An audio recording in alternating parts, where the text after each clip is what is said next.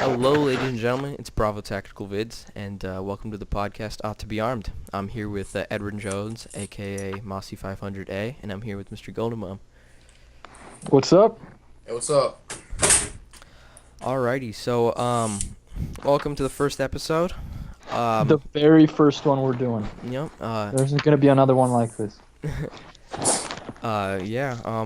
Today we're gonna be talking about guns, prepping, survival, and politics. So let's get started. Does anyone have anything to say, or do you want me to just pick a topic? Yeah, what would you have planned out? All right. So actually, let's start talking about the what's going on in Connecticut and our feelings for it and how we feel. All right, so what is going on in Connecticut? So 'Cause I have think no clue. Edward is the most knowledgeable about it. So So far in Connecticut, there's this whole issue about, I guess how many people registered their rifles, their so-called assault rifles, and their magazines.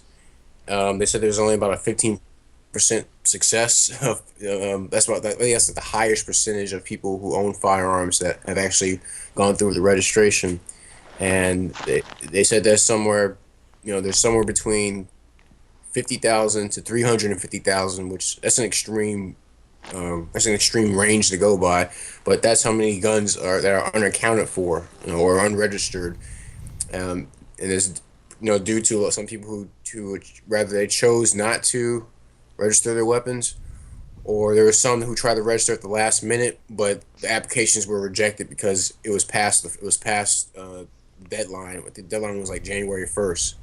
So you got around 100,000 Class D felons in Connecticut, all because of this new law. and Now- yeah. Do you think that the majority of these people are just people who just refuse to register like any of their guns? Or is it more of like they have some, but they just refuse to maybe register all of them? I think it was more so. It was about what, like, the classifications of an assault rifle, as well, and the magazines that go with them. So I think it's pretty much owners. Just flat out refuse. They just flat out refuse to register them.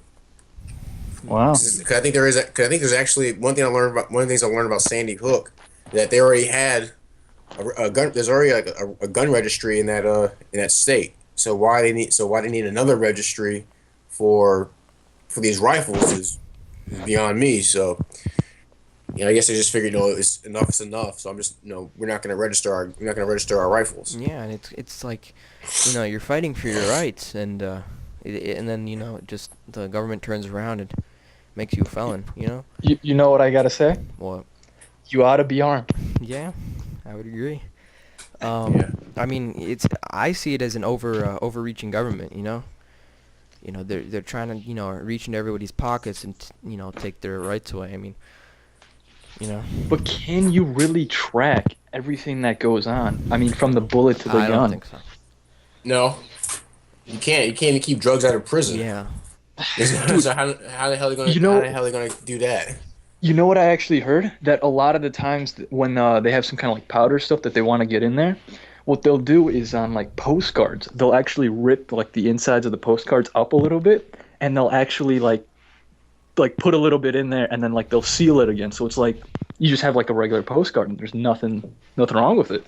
Yeah, I saw that same thing on MSNBC. I mean, as soon as you come up with a way to stop like the way they're doing it, people are creative. They're just going to come up with something new. Yeah. So even with this law, it's going now. Maybe it's preventing something. Maybe it's not as And effective. who's gonna go around and get all the firearms from all these so-called felons now? I'm pretty sure you don't want to go to someone's house and try to take their gun. Because for everybody that doesn't know, which probably everybody doesn't know, I was from Connecticut. I lived there 13 years, and I recently moved here to Texas about a month and a half ago. I had a lot of officer friends, and I actually talked to them about the so-called assault weapons ban, and I asked them, who's gonna go to their house and who's gonna take it from them, who's gonna take an armed citizen's weapon. It's kind of like taking a bone from a stray dog. So if I volunteer for this duty, am I given like a tank and I just like No. pull up and like please deposit, all guns here and I'll just like pick them up with the And tank or something? even if they do that, how many the amount of resources it takes, maybe like 5 to 10 officers raiding each house, and you have to do every single house because how are you gonna know who has a firearm? No, no, you could just And do then one person in a and then that tank. way it's You'll be fine. that way it's an invasion of privacy. Tanks aren't. Well, I think everyone has to understand that tanks aren't indestructible. They're hard. I mean, they're hard to destroy, but someone will find a way around. Someone will find a way around it. Someone will find a way to deal with a tank. No, it's But true. It's true. but I don't think But then again, I mean, I think if they're gonna roll up in a tank, people are gonna hear that. Yeah. And so I mean, I they was have just saying. so they pretty much I think they'll pretty much figure out what's to expect, and they'll ready themselves for whatever happens. I mean, that was completely sarcastic. There's no way you're gonna be able to just pull up in a tank. Let's say if it's like you have no roads to even like get And there what about the I people don't that know. live off grid? in a city in like a huge apartment or something. You never know. I mean, There's some departments have NRAPs, so I guess that's the closest. I mean, it's probably a bit faster than a conventional tank, but I mean, a lot of the police departments and throughout the country are militarized. So pretty much they're using the same gear that the military uses. So I mean, here in Columbia, South Carolina, in Richland County, the sheriff's department actually has I think it's a personal defense carrier with a 50 caliber machine gun. So why that why the sheriff department has that, I don't know, but that's just I think that's a trend. I think they probably have some departments itching to use that kind of stuff to enforce laws like that, but it's not going to end. I don't think it's going to end well for either side. Yeah, and hmm what I'm gonna say is actually gonna kind of lead to our next topic, but when we had the 10-day power outage in Connecticut, actually there was one police armored vehicle going down, because it was the only one that could go over the snow and everything, and it was just going around making sure everybody was okay. That actually broke down, and I don't even know if they repaired it yet. Wow. I'm not sure if they still repaired it. Because last time I checked, it was stored. I don't know where they stored it, but they didn't really repair it because they didn't really feel the need for it. Um, Did the weather break it down, or did it just like I think flat the out? weather broke it down. Huh. Well, I guess they weren't prepared. Yeah. Not prepared at all. Now, here's an idea, and maybe I'm talking out of my ass here, but is there a way to like electronically ID a lot of like the guns and stuff that are being made to, I don't know, like keep track of it? Not successfully. Not Not successfully. successfully.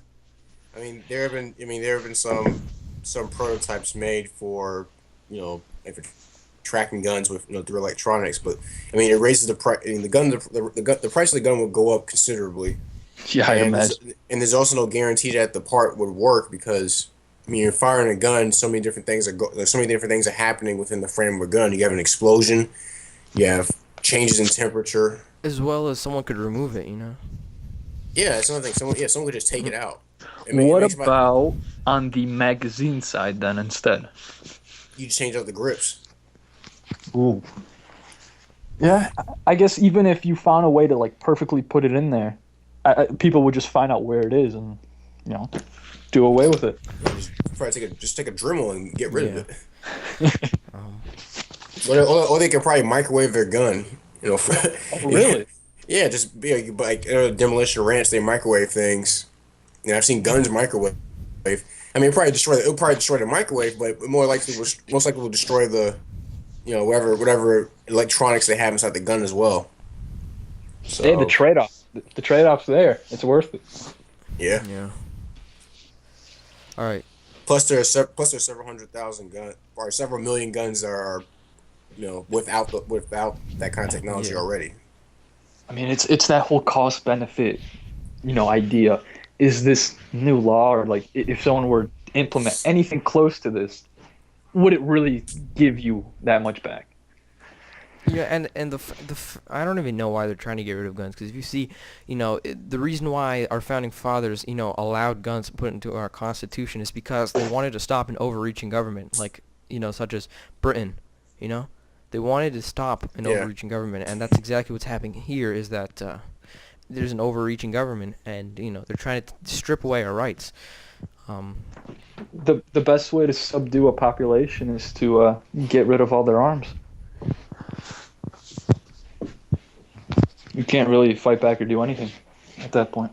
Even things close to weapons. Like, um, I read an article I saw this picture in the UK inside of a store where you had to be 18 to buy cutlery, which is basically spoons, knives, and forks.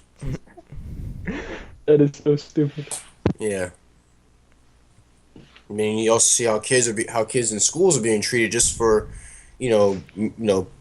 playing pretend with guns yeah. or drawing a gun, And things like actually, that. let's talk about that. So, people were debating, in Connecticut, whether to put armed guards, and actually in Enfield, they actually did put armed guards, in there.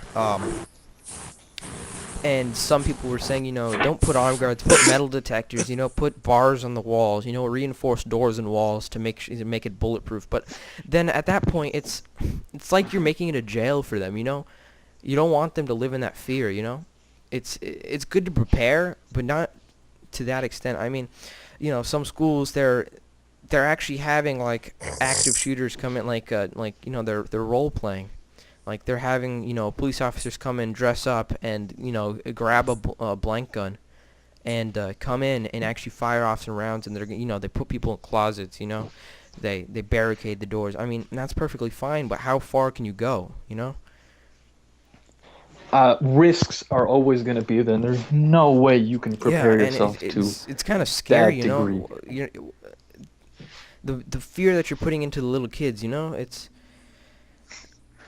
you shouldn't really have to worry Yeah. about it. It's and if you see, they've been, doing some digital animation. I've seen a YouTuber do it where basically how schools are gonna look in the next 20 years if this gun ban keeps Do they going. just take pictures of a Yeah, jail? it pretty much looked like a jail. Might as well turn them into a What? jail. Might as well turn them into jails. I mean, just in the way. I mean, the way children are treated nowadays. Could you really tell the difference between a school Also, and a have you seen jail? the food that they serve? I mean, that's a completely different topic, but it really is like a jail. It's Why not just allow children to bring guns to school?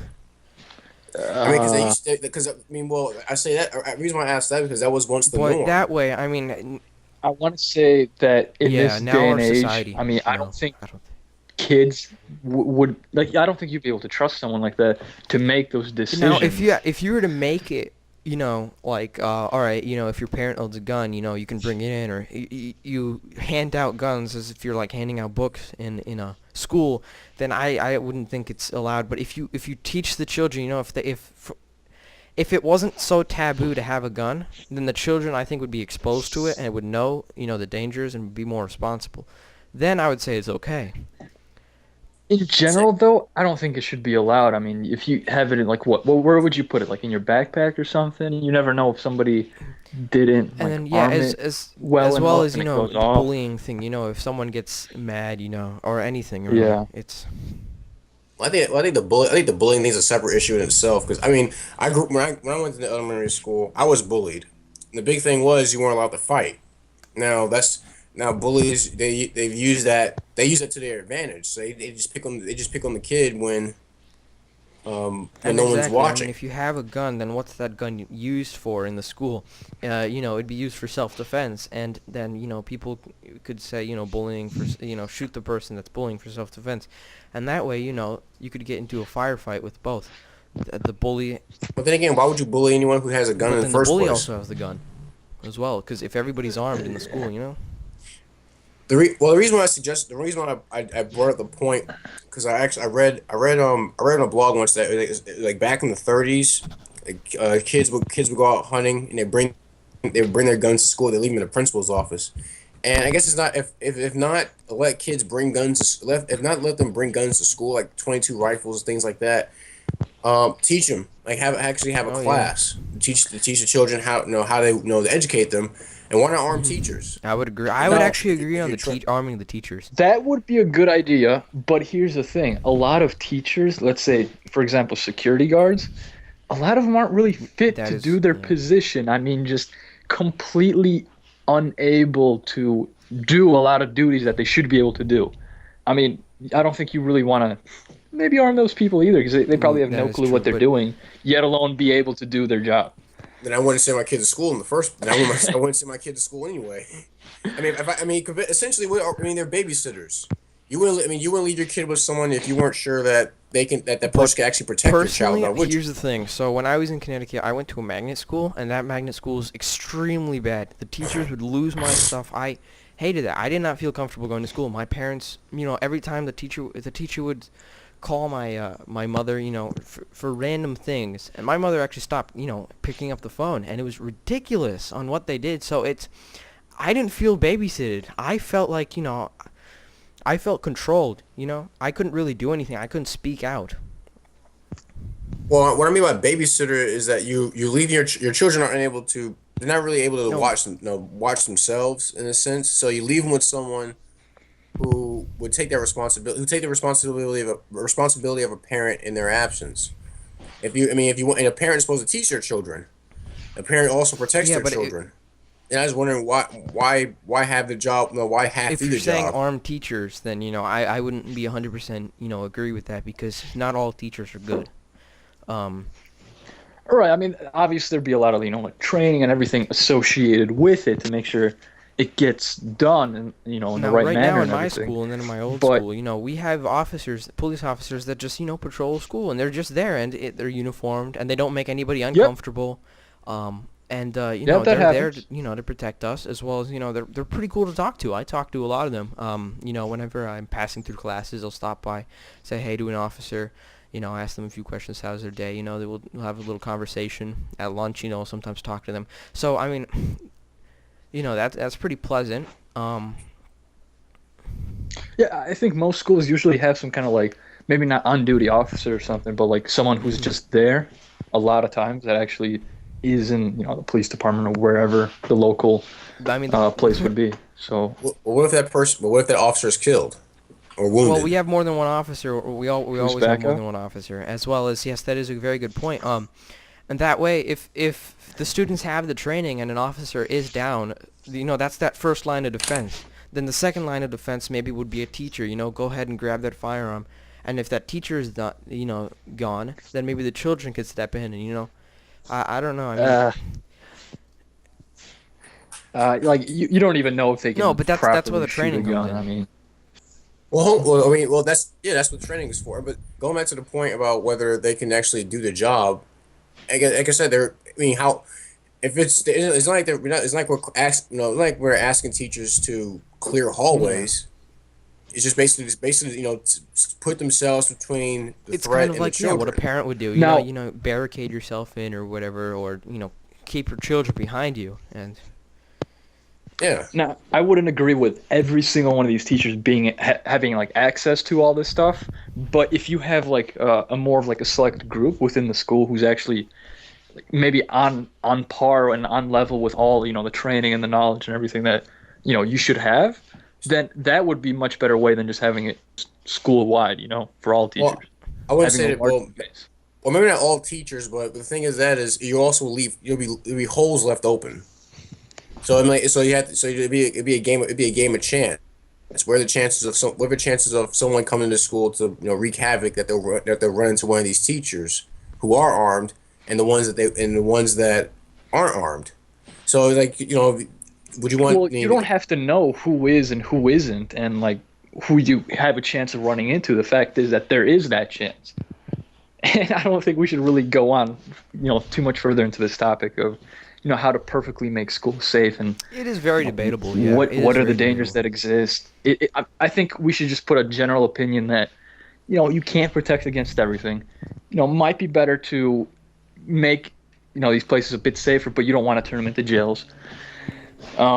Is there any other kind of summary point I you guys mean, want to add? yeah, I would agree. I mean, I would keep your distance. I mean, the police officers, they do patrol, and they keep their distance, as well as there's a police station right across, You know, so it's like if an active shooter, I mean, if they're not completely out of their mind, if an active shooter does come, you know, there's a police station right across them. That's keeping your distance, but at the same time, I agree, you can't prepare for everything. Anything else? I would say if you don't feel comfortable with selling, if you don't feel comfortable with teachers, being able to use, do what's necessary to actually keep the children safe. Maybe it's best not to even leave your children with them in the first place. Uh, Hmm. Maybe I, homeschooling may be a better option. Do parents really have access to every single teacher that teaches their kid? but that way you No, gotta but it's take like, but risks. I mean, it's I was that way, you know, there's corrupt cops, you know. I mean, a school will have like a general level of how good their teachers are and all that stuff, but it's not for every single teacher. Why not? I mean, you just never know. There's new teachers. There's maybe older teachers that may not age with age. Some teachers just get lazy. You They know, there are just teachers that truly hate you their know students. You know, there are, you know, a lot of teachers that, yeah. there are So teachers like that, yeah, who swear, who just wildly swear at their students. Hey, that yeah, happens to me in college. The teacher will just go up to a class and say "fuck you" and then yeah, just that walk does off. happen. Yeah. So we lost Edward, I guess he was trying to prove a point. and we're back. All right, we got Edward. So we're just gonna end the recording right here. You guys want to say bye? Take it easy. Yeah. Thank you everybody for watching. Appreciate it. Like, comment, subscribe, and stay tuned for the next episode. Which is coming very shortly to a theater near you.